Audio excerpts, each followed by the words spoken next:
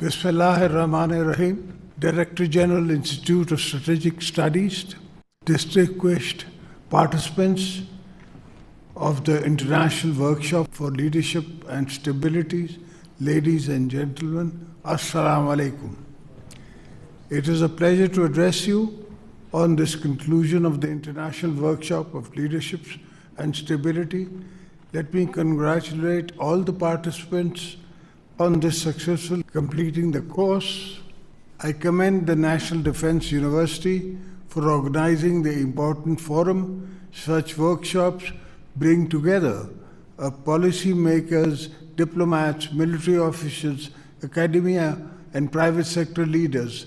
They offer valuable space and discuss leadership and stability. I hope this insight reach a broader audience with our institutions and society.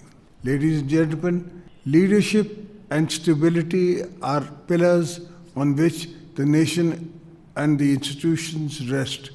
Today, the world faces a rapid change with geopolitical shifts, emerging security threats, a growing role of technology in governance.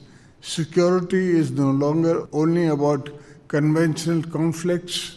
It includes cybersecurity, hybrid threats, and information challenges.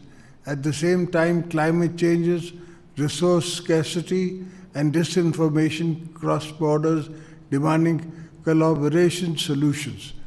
This workshop is more than an academic exercise. I urge you to translate the discussions into real-world solutions, choosing dialogue over division and cooperation over conflict.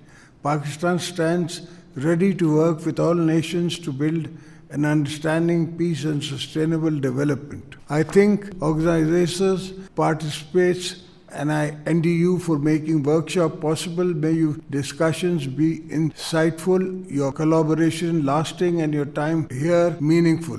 With this, I thank you, ladies and gentlemen, for being here with us and joining us today. I welcome you to Pakistan and hope and looking forward to helping and working with you all. Thank you.